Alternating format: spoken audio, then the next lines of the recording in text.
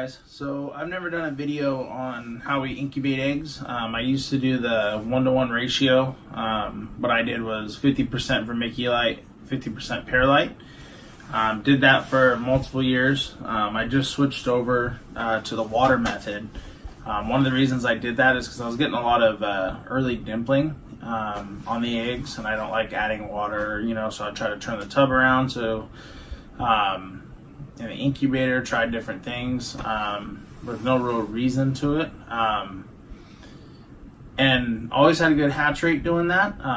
That method is great. Watch that from one of Brian Gundy's videos. Worked great for me. Talked to one of my friends, Rich McColl, and he recommended this water method. I'm going to go over kind of a short video of how we put that together. And then also I got a clutch today too, so there'll be a couple videos coming out, guys. So thanks for watching. Love to see your guys' feedback on it. Hope it helps.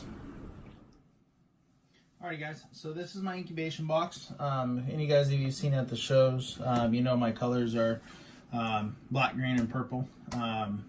Purple came in because of the bedding. Bedding's green and purple, so kind of just rolled with it. So of course our incubator's black, boxes are green. So if you guys are interested, they do have colored boxes. The Container Store, you can get them shipped in. So those are just the standard shoebox size. All right, so what I got is your typical light diffuser. This right here is cut to the perfect dimension of the bottom already. Had them pre-cut. And then also we have two of them in here. So you'll see in a second when we fill the water up, it just goes up to this first one. You don't want to go any higher than that. And then this is a nice separation thickness for the eggs.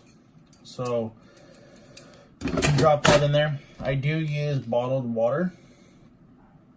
I have a few of these just kind of in the incubator. So that way when clutches do come, it's gonna be hard to kind of show you guys this part of it. But all you really want to do is just fill up.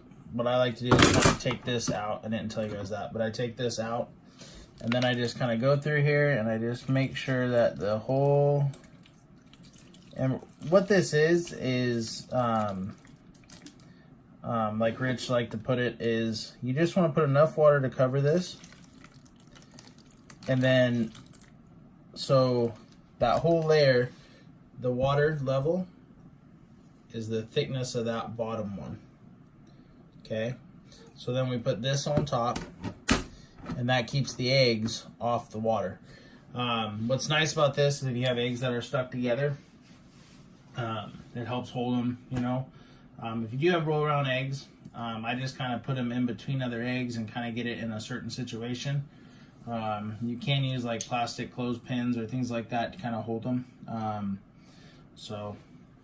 But I haven't had a problem with it yet. And then after, about a week or so, the eggs kind of get the formation of the grid kind of on them.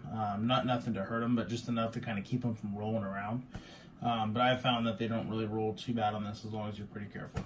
So after that, what I do next is I have little holes on the side.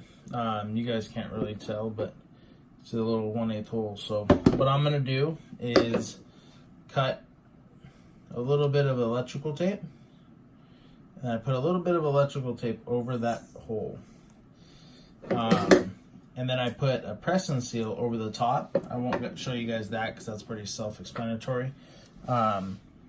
So for the whole incubation process, it's covered. Now 2 weeks before they hatch, I set a little timer on my phone so it alerts me, on that day.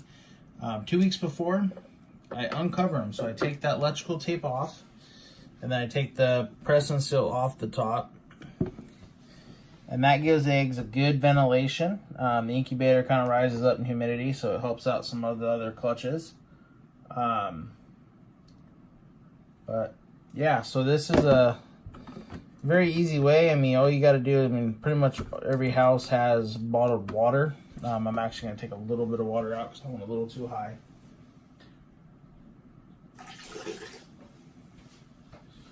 So